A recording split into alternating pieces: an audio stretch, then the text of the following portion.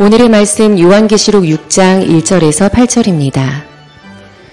내가 봄에 어린 양이 7인 중에 하나를 떼시는데 그때에 내가 들으니 네 생물 중에 하나가 우레소리같이 말하되 오라 하기로 이에 내가 보니 흰 말이 있는데 그 탄 자가 활을 가졌고 면류관을 받고 나아가서 이기고 또 이기려고 하더라.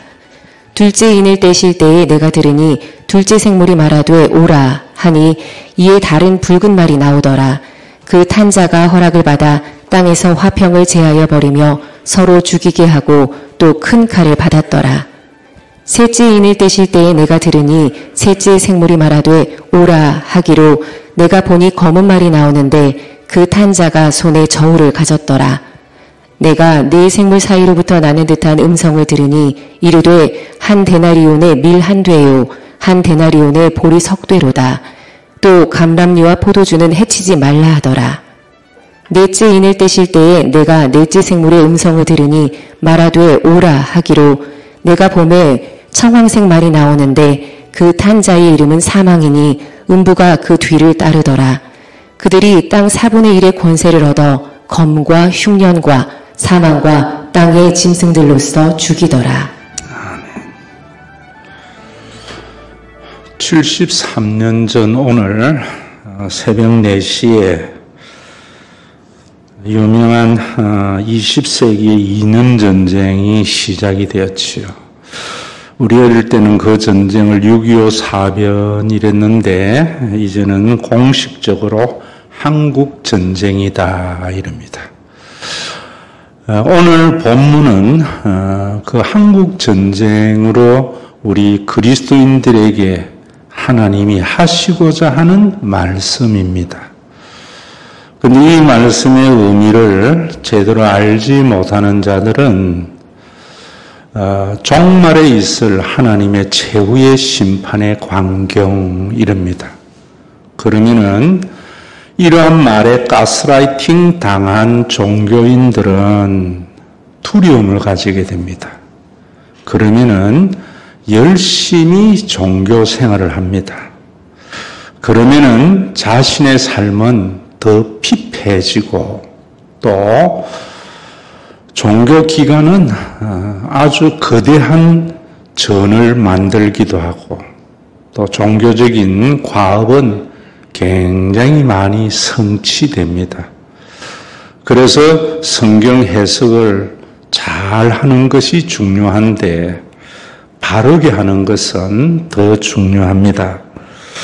오늘 본문이 왜 한국 전쟁에 대한 하나님의 계시고 또 우리가 이번에 당한 코로나19 이런 것에 대한 하나님의 계시고 또 지금 전 세계적으로 일어나는 불경기 그리고 인플레이션에 대한 하나님의 계시의 말씀인가 하는 것은 우리가 말씀을 제대로 연구하면은 알게 됩니다.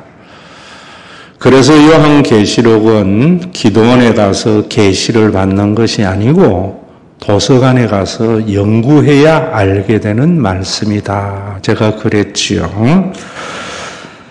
오늘 이 말씀은 요한계시록은 소아시아에 있는 7 교회에게 한 서신인 걸 달아합니다. 그래서 헤람 문서다 이럽니다. 담임 목사인 요한이 밤모섬에 유배되어져 있었기 때문에 주일마다 드리는 예배에 설교를 할 수 없었습니다.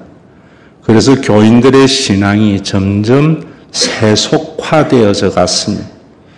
그 세속화된 교회의 모습을 바르게 선포하기 위해서 요한이 묵시문학적 표현으로 하나님의 계시의 말씀을 전한 것입니다. 6장 1절에 보면은 내가 봄에 어린 양이 7인 중에 하나를 떼시는데 그 중에 내가 들으니 내 생물 중에 하나가 우레 같은 같이 말하되 오라 하기로 이랬는데 우리가 5장 앞에서 봤지요. 보좌에 앉으신 이 하나님께서 오른손에 이렇게 두루마리로 된 문서를 들고 계셨습니다. 안팎에는 글이 쓰여져 있었다. 그리고 이 두루마리가 봉하여져 있다. 이렇게 말합니다. 오늘날은 책으로 되어져 있지만 예전에는 대부분 문서가 이렇게 두루마리로 되어져서 봉하여져 있습니다. 요한이 보면서 이 봉하여진 걸 뗄 자가 없어서 울었다라고 할 때에 보좌에 앉으신 이의 옆에 있는 어린 양이 떼시리라 이랬습니다. 오늘 그 모든 모습을 이제 6장에서부터 말하고 있는 겁니다. 두루마리 안에 글이 안팎으로 쓰여져 있다는 것은 우리의 인류의 역사라든지 또 우리 작금에 일어나는 세상의 모든 일들에 대한 하나님의 계시를 말합니다. 이 세상의 모든 역사는 하나님께서 주관하시는 겁니다.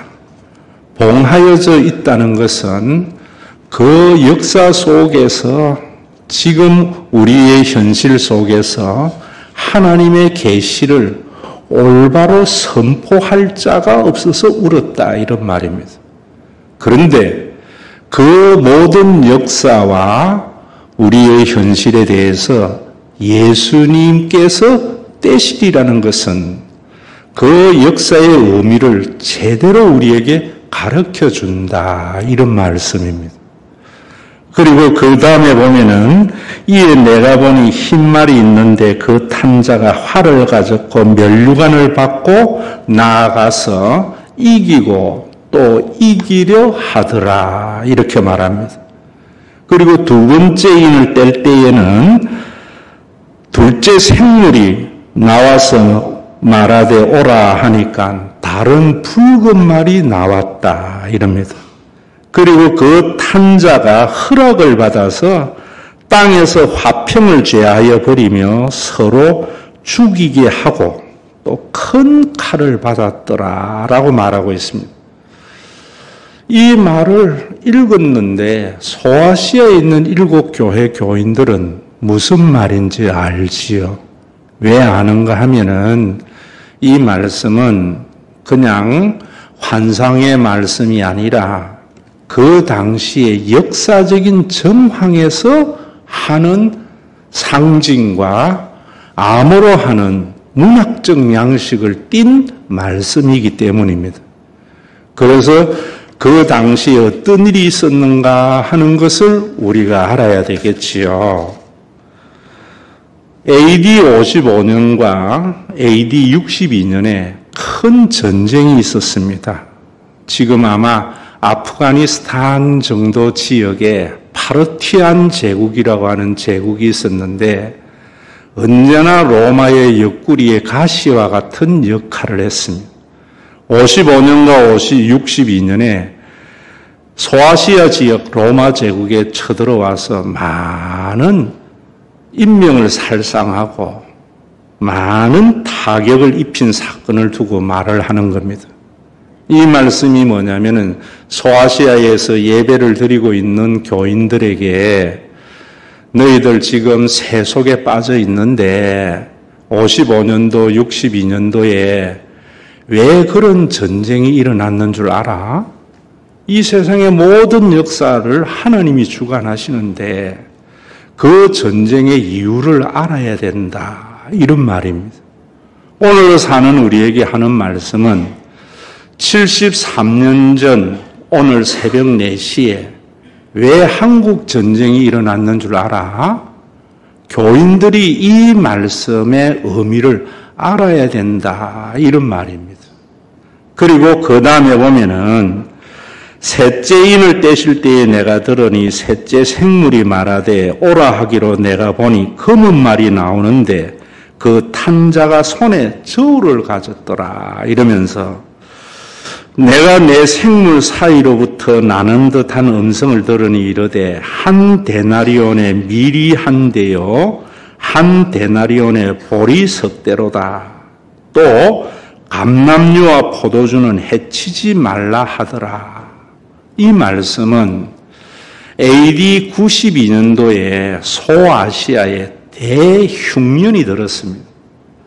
그러자 사람들이 먹을 것이 없어서 감람나무와 포도나무, 줄기나 이런 것까지 뜯어서 먹으면서 연명할 때에 로마의 도미티안 황제가 칙령을 내려서 아무리 흉년이라도 먹고 살 길이 없더라도 너희들이 절대로 감람나무, 다시 말하면 올리브입니다. 터키 가보신 분들은 알겠지만 대다수의 밭에 올리브가 있지요. 그 올리브 나무와 포도나무는 절대로 해치지 마라. 오늘 굶어 죽지 않으려다가 완전히 망하게 된다. 이래서 도미티안 황제가 칙령을 내린 사건을 두고 요한계시록이 95년도에 기록되어진 것이 정설이기 때문에 3년 전 흉년이 왜 우리 가운데 왔는 줄 아느냐고, 그 흉년을 통한 하나님의 뜻을 깨달아서 교회가 세속화되지 않고 바른 신앙을 통해서 세상에 빛이 되기를 바라는 그런 말씀이다, 이런 말입니다. 오늘 사는 우리에게 말하자면은 왜 우리가 3년 동안 코로나19로 인하여 고통을 당하였으며 왜 전 세계가 지금 불경기와 인플레이션으로 인하여 경제적인 고통을 당하고 있는가? 그것에 대한 하나님의 계시의 말씀이다, 이런 말입니다. 먼저 여러분들이 알아야 될 것은 이런 일들에서 우리가 역사의 주관자라고 할 때에 절대로 하나님의 심판이라고 하면은 두려움을 가지게 됩니다. 예레미야 애가에는 이 세상에 일어나는 모든 이런 악한 일들은 하나님께서 우리에게 심판하는 것이 아니고 우리의 죄의 결과로 당하는 고통이다, 이렇게 합니다. 하나님께서 심판하신다면 두려워서 가스라이팅을 당하지만 우리의 죄의 결과로 인하여 고통을 당한다고 하면은 우리가 그 죄에서 벗어나서 제대로 된 삶을 통해서 회복하는 그런 놀라운 역사가 있기 때문에 성경은 하나님의 심판이라 하지 않고 죄의 결과로 당하는 것인데 그 이면에는 하나님께서 하시는 징계다, 이럽니다. 그래서 징계를 심판이라고 하면은 종교적인 가스라이팅이 일어나서 사람들이 두려워서 자신의 삶이 피폐하게 되어지고 또 종교적인 가업은 굉장히 성취됨으로 말미암아 그것으로 인하여 자기 합리화가 일어나게 하는 것이다, 이런 말입니다. 히브리서의 말씀대로 징계라는 것은 히브리서 12절에 이렇게 말합니다. 하나님은 사랑하는 자를 징계하신다. 징계가 없으면은 사생자다, 이렇게 말하는 겁니다. 요즘 저는 본 적은 없지만은 사람들에게 아마 오은영 박사의 금쪽 같은 내 새끼인가 이런 것이 굉장히 회자되고 있더라고요.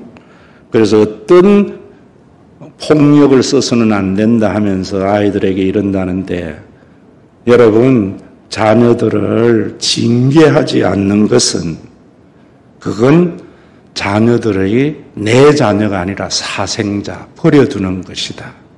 잠언서에는 자녀를 초질하지 않는 자는, 해초리로 때리지 않는 자는 자녀를 사랑하는 것이 아니다, 이럽니다.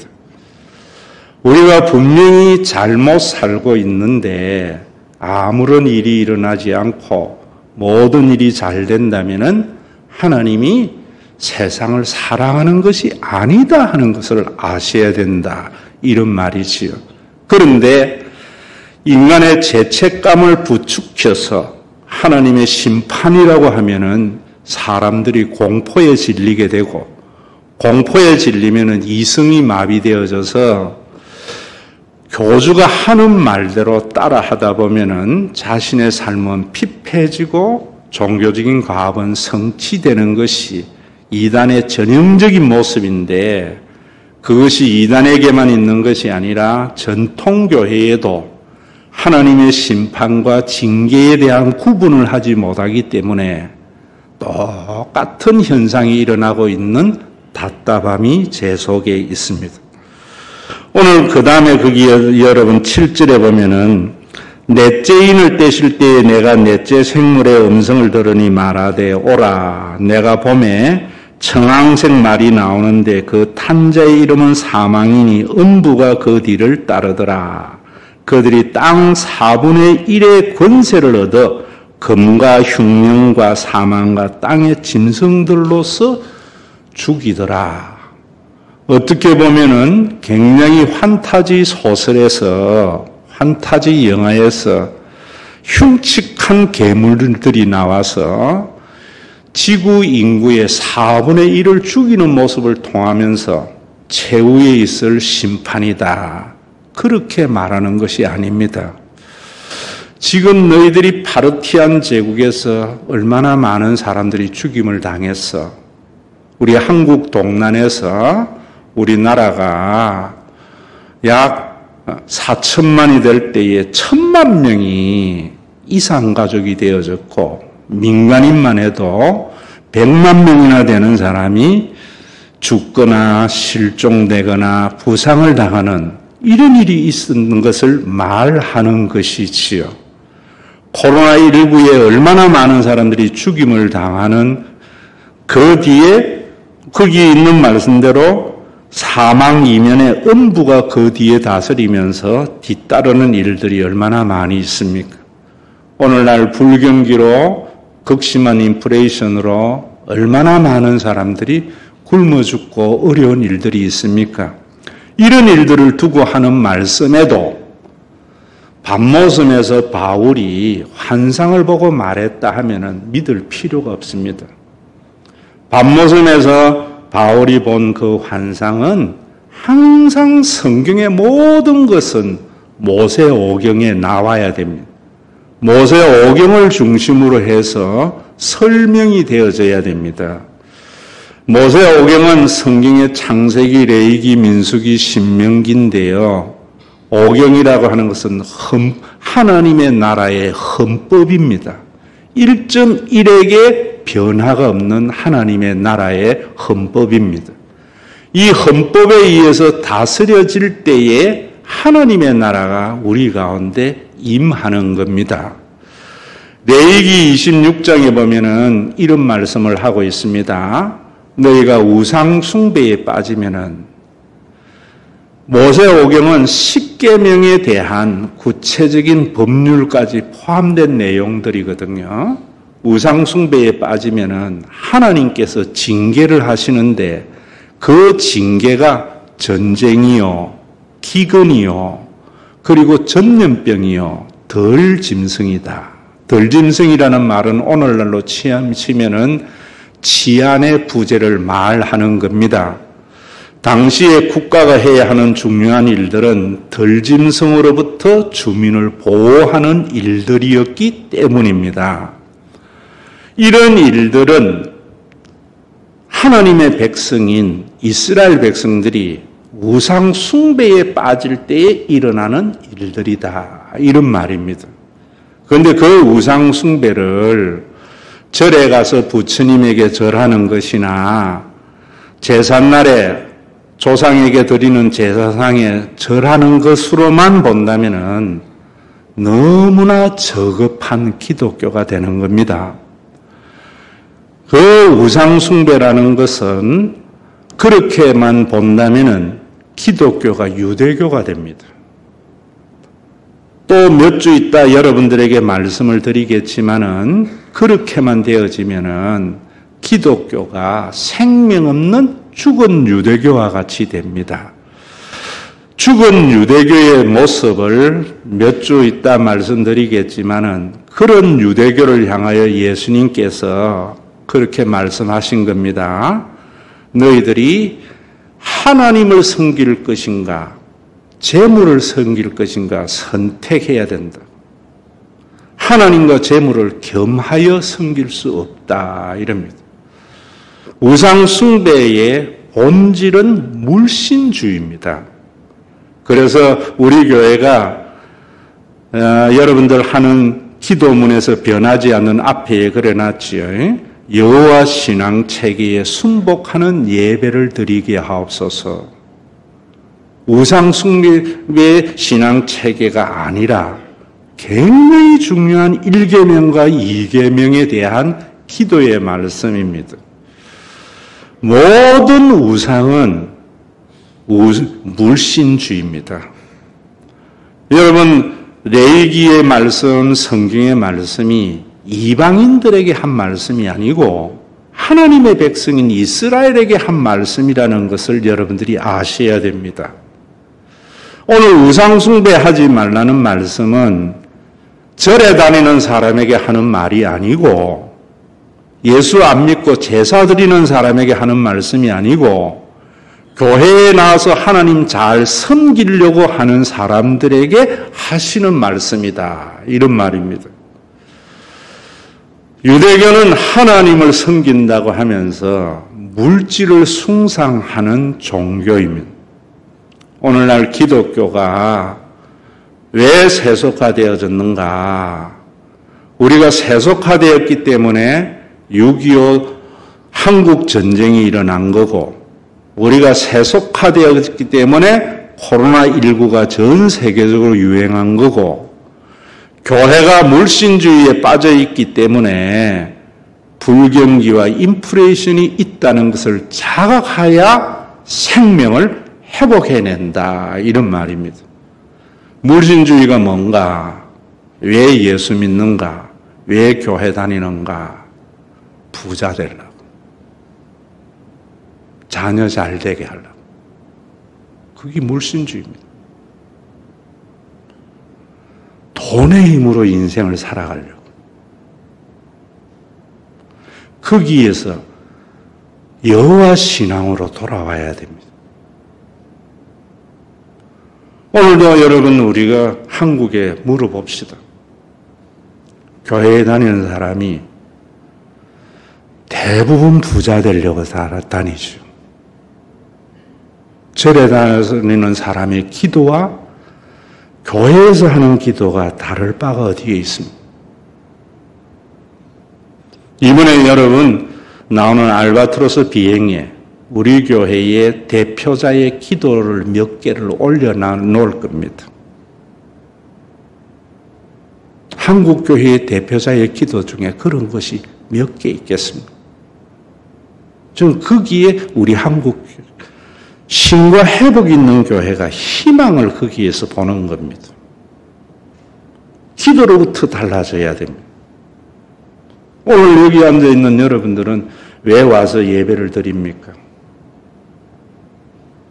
하나님에게 혼 안 날라고요? 부자 되려고요? 우상 숭배자입니다. 그런 신앙 때문에 6.25가 있는 거고 코로나가 있은 거고 오늘날 불경기와 인플레이션에 우리가 고통을 당하고 있다는 것을 아셔야 됩니다. 레위기에서 그 말씀을 에스겔도 선지자잖아요. 똑같이 말합니다.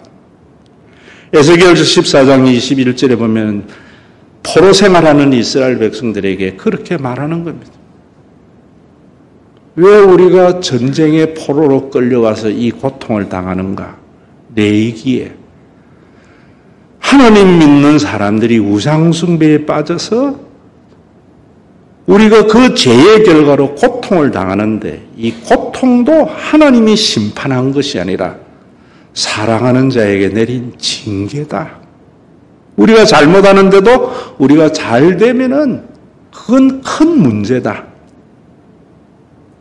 그러면서 에스겔서에도 똑같이 레위기 말씀을 인용해서 우상 숭배에 빠지고 율법에서 벗어난 이스라엘 백성들에게 전쟁과 기근과 전염병과 덜짐승으로 인한 하나님의 징계를 말하고 있는 겁니다.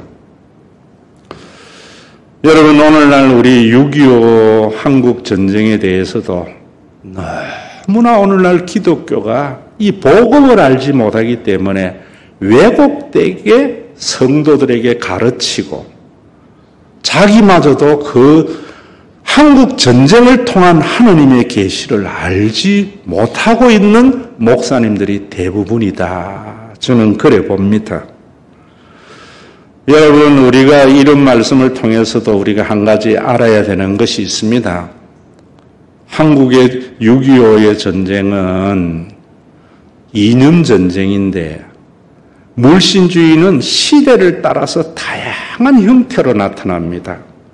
소아시아에는 이세벨주의라든지 고릴라당으로 나타나기도 했고 또 몇 주 있다 말씀드리겠지만은 중세시대에는 어떤 모습으로 나타났는가? 현대에 와서는 이념으로 나타났습니다. 그 이념이 자본주의도 물신주의의 근거에서 나타나는 것이고 공산주의도 똑같은 물신주의입니다. 산업혁명 이후에 이 지구는 자본주의의 사상이 모든 것을 지배했습니다. 그 자본주의에 인하여 빈부의 격차는 점점 커져갔습니다. 그전에는 인류가 신분주의였잖아요. 부르주아라는 것이 옛날에는 특권이 아니었잖아요. 자본주의의 산물로 태어난 새로운 계급이었잖아요. 그래서 모든 신분이 파괴되어지고 부르주아, 프롤레타리아만이 존재하는 세상이 된 겁니다. 그래서 자본주의의 가장 큰 맹점은 빈부의 격차이지요. 300년이 흐르는 사이에 굉장한 빈부의 격차가 일어났습니다. 그래서 일어난 혁명이 볼세비키 혁명 아닙니까? 우리나라가 3.1운동 1919년 3월 1일 날에 만세운동은 기독교와 천도교가 힘을 합쳐서 일으킨 운동입니다.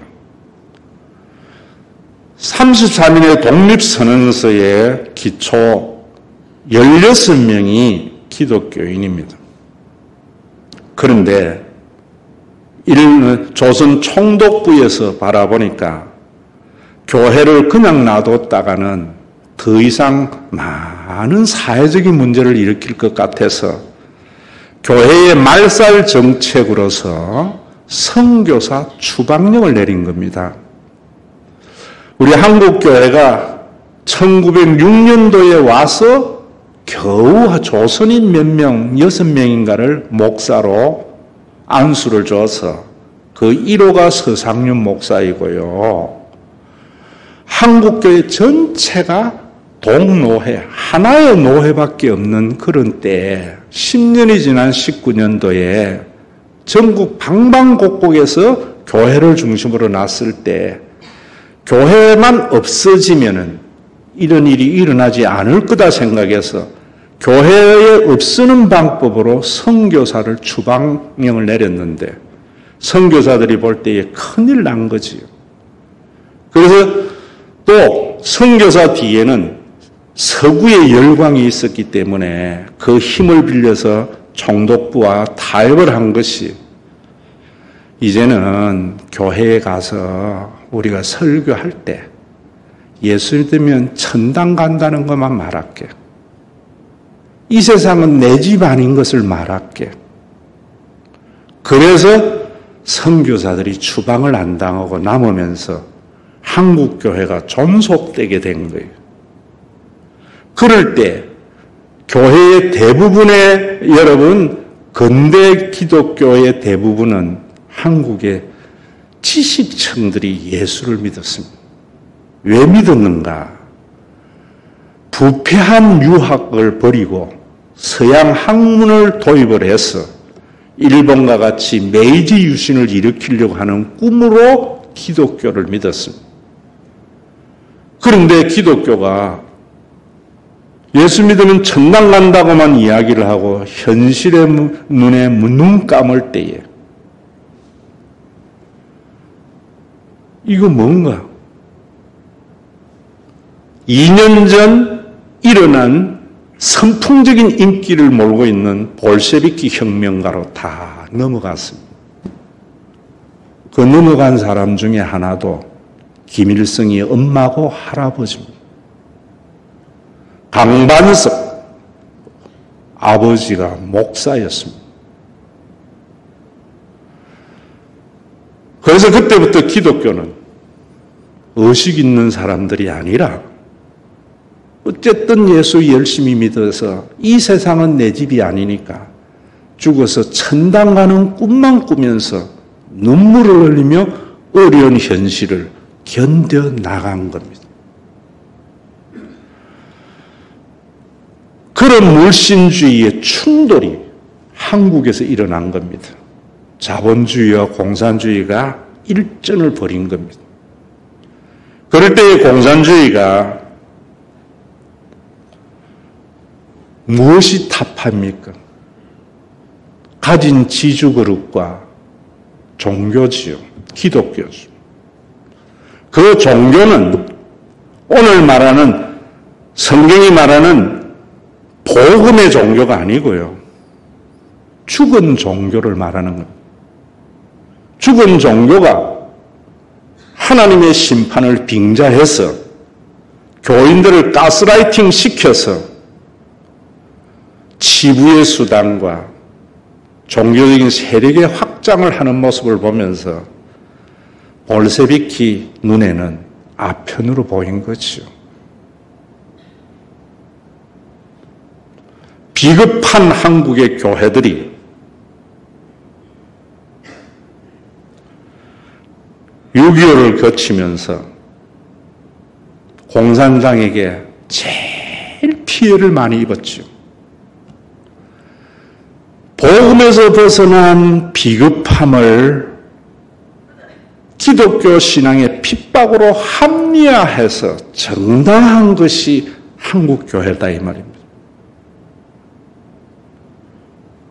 거기에 올바른 해결가 없었기 때문에 군부 독재가 오기도 했고, 그래도 정신 못 차리니까 교회가 이 부분은 다음 주 또 여러분들에게 설명할 겁니다. 전 세계의 교회들이 물신주의에 빠져서 코로나를 통해서 하나님의 울부짖음을 들어야 되는데 그 코로나에도 선진국과 후진국의 엄청난 백신의 격차를 통해서 하나님의 마음을 얼마나 아프게 했느냐. 그래서 수많은 인플레이션과 불경기와 우크라이나 사태를 통해서 우리에게 계속 하나님의 호소를 기막고 있는 거죠. 교회는 종교적인 과학을 성취하는 게 이 네 번째 생물은 검과 그 뒤에 따르는 음부가 따르는 것은 레위기 26장, 에스겔 27장, 오늘 요한이 그 말씀을 가지고 왜 파르티안 제국으로 인한 전쟁, 왜 92년도의 흉년 이런 것들이 왜 일어났느냐는 거예요. 교인들이 여호와 신앙에서 벗어나 물신주의에 빠진 하나님을 믿기, 우상 숭배를 하기 때문이죠. 오늘 우리 한국에 왜 한국 전쟁이 일어났으며, 왜 군부 독재가 있으며, 작금에 왜 후쿠시마 해양 수산물의 사건이 왜 있었는지.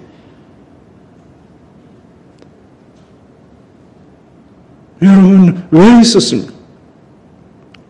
일본의 쓰나미로 인하여 나타난 고통이잖아요. 해결해야 되는데 그 해결가 없기 때문에 회복이 안 일어나는 거죠.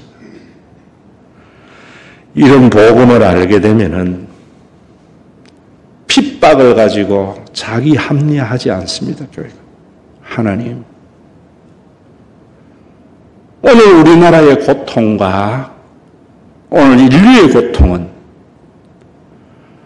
말씀을 가진 우리들이 여호와 신앙 체계의 신앙에 예배를 드리지 않고 우상 숭배에 빠진 물신주의에 빠져 있군요. 교회가 자본주의적 민주주의, 공산주의 거기에 빠져서 싸우고 있군요. 이거 알게 됩니다. 이래 되면은 교회를 보는 눈이 달라집니다. 목회를 하는 이유가 달라집니다. 교인들에게 두려움을 가져다 주어서 열심히 예수 믿게 안 합니다. 능력에 지나친 헌신을 요구하지 않습니다. 그래서 이단들과 같이 거대한 종교적인 전당을 짓고 수많은 일을 하면서 교인들의 삶은 피폐해지는 이런 우상숭배 체계를 하나님이 징계하신다. 이게 요한계시록입니다.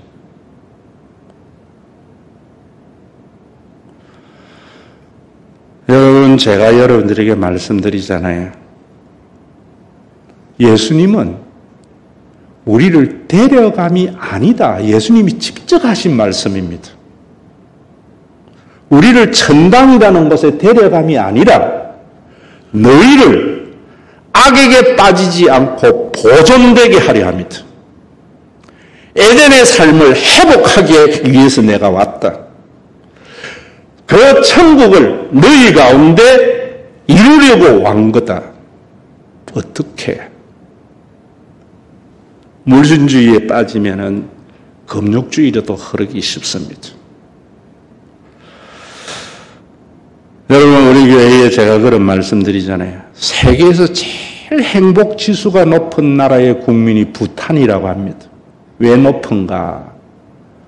왕의 삶하고 백성의 삶에 차이가 없기 때문에 백성들이 행복해합니다. 그 불교의 나라입니다. 그 불교입니다. 교회가 그런 교회가 돼서는 안 됩니다. 복음을 알지 못하면 빈곤해질 수 있습니다. 우리 교회 교인들이 부탄과 같은 우리 교회를 인식해야 돼요. 그렇다고 해서 미국이나 선진 강대국을 부러워해서도 안 됩니다. 한국 교회 보세요. 큰 교회는 더 커지고 없는 교회는 있는 것까지 빼앗기고 물신주의, 자본주의의 복음을 바꾼 결과로 나타나는 현실이지요. 그것에 대한 하나님의 심판이라는 것을 아셔야죠. 목사님 말씀 들으니까 사민주의, 사회민주주의, 북유럽 갖고 같은데 그 차이도 여러분들이 아셔야 돼요. 사회민주주의도 물신주의 한 단면인데 좋은 물신주의지요. 교회는 그것도 아닙니다. 영적인 가족이라는 의미를 알고 이것에 여러분들과 제가 마음을 합쳐서 나아가야 된다 생각합니다.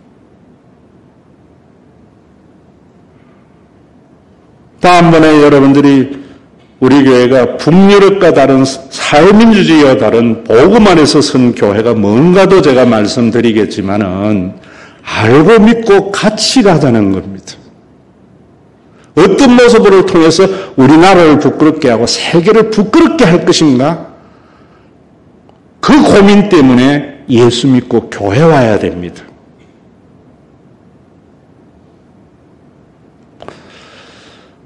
제가 여러분들에게 가족이라는 것을 설명하잖아요. 가족은 형제 중에 잘 사는 형제 있고 못 사는 형제 있습니다. 다 재산 모두어서 n분의 1 하자면 공산주의입니다. 이단이 그런 겁니다. 복음은 뭔가? 잘 사는 형제 것 빼앗아서 못 사는 형제 도와주려고 하는 것이 사민주의입니다. 그러니까 잘 사는 형이 이민 가버리는 겁니다. 그게 북유럽의 딜레마입니다. 성경이 말하는 복음이 뭔가? 못 사는 동생이 어려울 때 도와주는 것이 가족입니다. 평소에는 각자 삽니다. 조카 중에 조금만 밀어주면 잘 될 것 같은 놈이 있을 때 유학비 형님이 보태주는 게 가족입니다. 우리 교회의 존재의 이유를 저는 그렇게 찾습니다. 어느 누구 하나라도 우리 교회가 부탄과 같은 교회가 되지 않고 북유럽과 같이 북유럽의 복지라는 것이 뭡니까? 국가 예산의 30% 정도가 복지로 사용되기 때문에 북유럽의 국가를 복지국가라 합니다. 교회의 30% 정도가 모든 교인들에게 문화적인 부유함. 여러분들이 살다가 급한 일이 있을 때 교회 때문에 걱정하지 않는 것이 복음 안에서의 교회의 모습입니다. 얼마 전에도 그런 일이 있었지만 여러분들에게 전혀 강구 안 하지. 왜? 당한 사람의 자존감 때문입니다.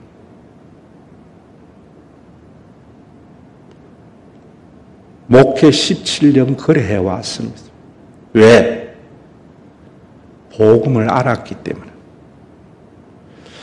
저는 우리 교역자들에게 우리 교회의 부교역자들의 사례가 한국의 큰 교회의 부교역자들하고 거의 같습니다. 우리 규모의 교회의 부교역자들에 비하면은 3분의 1은 더 많으리라 생각합니다. 그러나 저는요, 한국의 기업들의 과장 정도의 사례는 덜해야 된다 생각합니다. 못 드립니다. 교인들은 한국의 기업의 임원들이 누리는 삶의 문화 정도는 교회에서 누릴 수 있도록 하는 것이 제 꿈입니다. 이런 꿈을 가지도록 이 말씀이 기록이 된 겁니다. 내만 잘 살려고 하는 게 아니고, 저는요, 잘 사는 형님이 우리 평소에는 그냥 살잖아요. 언제 잘 살고 못 살고가 드러납니까? 외식하고 휴가 갈 때. 우리 교회의 수련회 기도원 가서 성령 받으라 하고 여러분들에게 헌금 짜낸 적 한 번도 없습니다. 제 꿈은 저는 우리 장로님들의 꿈이 되기를 바라고 권사님들의 꿈이 되기를 바라고 우리 성도들의 꿈이 되기를 바랍니다. 우리 교회 전체 예산의 30%가 성도들의 삶을 부유함을 누릴 수 있게 하는데 전교인이 여러분 수양회를 하와이로 가는 꿈 꿈일 것 같습니까? 3, 4억이면 됩니다. 한국의 메가처치 1년의 예산이 300억, 400억입니다. 웬만한 교회의 예산이 30억입니다. 여러분들의 1년의 수입이 중에 크게 쓸 때가 휴가 때지 않습니까? 교회 예산은 언제 써요? 그냥 유지하다가 그 휴가 때 교회 때문에 그 문화를 누리게 하는 것. 이게 우리 꿈이에요. 저는 우리 교인들 중에 누구를 줘야죠? 이번에도 어떤 분이 그러더라고요. 목사님 이번 여름 수양에 못 가지요. 못 간다. 제가 이번에 좀 하려 했는데 안 된. 하나님의 뜻이 아직 못 됐다고. 그런 꿈꾸는 성도들이 우리 모두가 되어야 되지 않겠어요? 내가 못하겠거든. 전도하라고 주일 설교 3번 듣기 하자고 하는 거예요. 와서 듣게 하자는 거예요. 우리 교회가 700석인데 비어 있잖아요. 3부 예배 드리면. 여기에만 차도요. 정여인 하와이 수양에 갈 수 있습니다. 여러분들이 어떤 어려움을 당했을 때 아무리 큰 일을 당해도 내가 돈이 없어도 교회에서 그런 것은 해결해 줘야 되겠죠.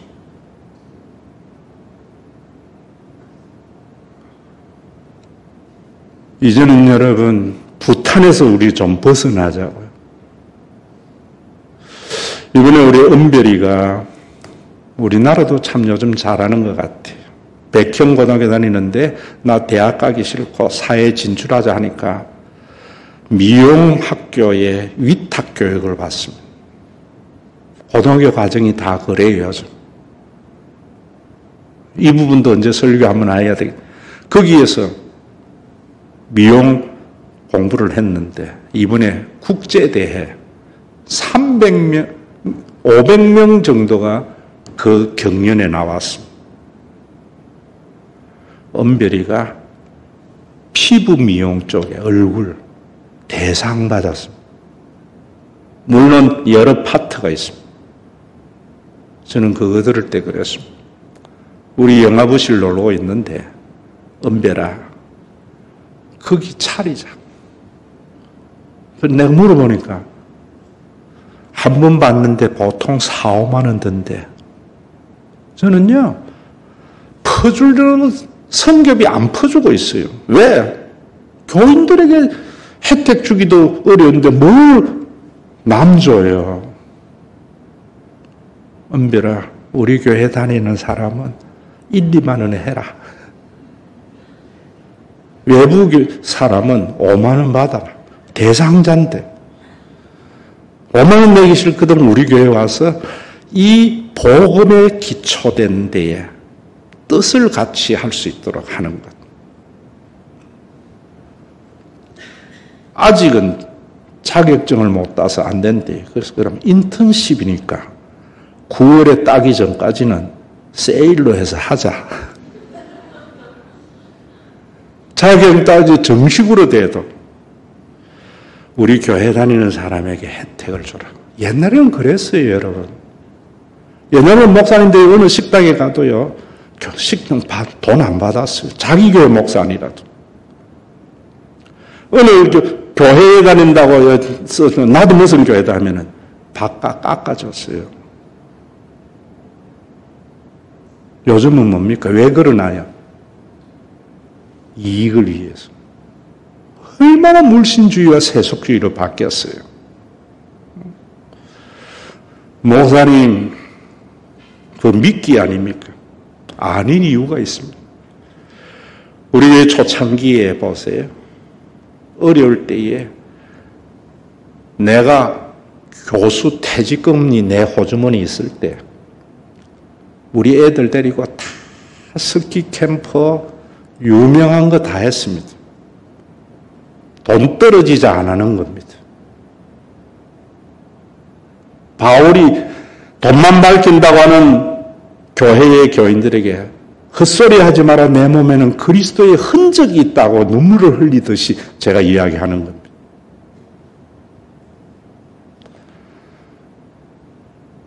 우리 아들 유학비를 안 씁니다. 쓴 적 없습니다. 대학 등록금 우리 아들 쓴 적 없습니다. 교회 예전 가지고. 왜? 얼마 있으면 주님 만날 거거든요. 거기에 하나님의 나라가 있거든요. 여러분들의 꿈이 좀 달라지기를 바라요. 예수 믿어 부자 될 사람은 다른 교회 가세요. 가서 가스라이팅 당해서 고통 당하세요. 함께 하나님의 나라를 누리기를 원하는 분은 우리 같이 가자 이겁니다. 이제 부탄에서 조금 더 북유럽보다는 나은 모습을 통해서 세상을 부끄럽게 할 수 있는 신과 회복 있는 교회가 되도록 무슨 일이 있거든 항상 우리 교회의 교인들에게 어드밴테이지 주고요. 기독교인에게 어드밴테이지 주고 우상 숭배하지 말라는 것은 이방인에게 한 말씀이 아닙니다. 이스라엘 백성들에게 한 말씀입니다. 우상 숭배하지 말라는 것은 여호와 신앙이라고 하면서 물신주의에 빠진 유대교에게 한 말씀입니다. 왜 파르티안 제국에 침공이 있었느냐? 왜 도미티안 황제가 감람나무와 포도나무는 건드리지 말라고 칙령을 내릴 만큼 흉년이 왔는가? 소아시아 너희 교회가 물신주의, 니골라당과 이세벨당에 빠져있기 때문이다. 왜 한국 전쟁이 있었으며 왜 군사 독재가 있었으며 왜 코로나가 있었으며 왜 불경기와 인플레이션이 있는가? 교회가 부자 되려고 하기 때문에 자본주의와 민주주의가 복음이라고 생각하기 때문에 한국 전쟁에 대한 교회의 핍박을 우리의 세속화에 대한 비급한 변명과 합리화로 해결하지 않기 때문에 돌아오도록 주님은 군사 독재도 주었고 코로나도 주었고 이 깨달음이 있는 주일이 되어서 우리 교회가 저는 그렇습니다. 이 꿈 좀 꾸자. 우리 교회 예산이 30%가 모든 성도들이 누리는 문화가 목회의 프로그램이고 여러분들이 살다가 앞뒤 좌우 둘러봐도 도움의 손길이 없는 그때에 교회가 그 문제를 함께 해결해 나가는 이런 교회를 통해서 월명동의 거대한 종교적인 전당과 아방궁을 지은 정명석이를 부끄럽게 하고 이만희를 부끄럽게 하고 엄청난 교회를 짓고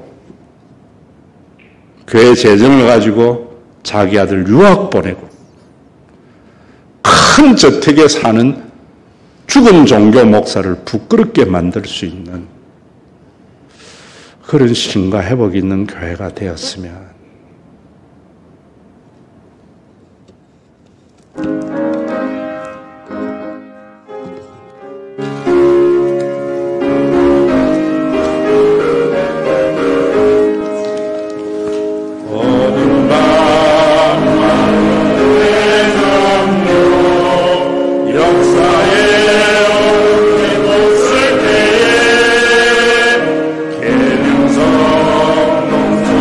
Yeah.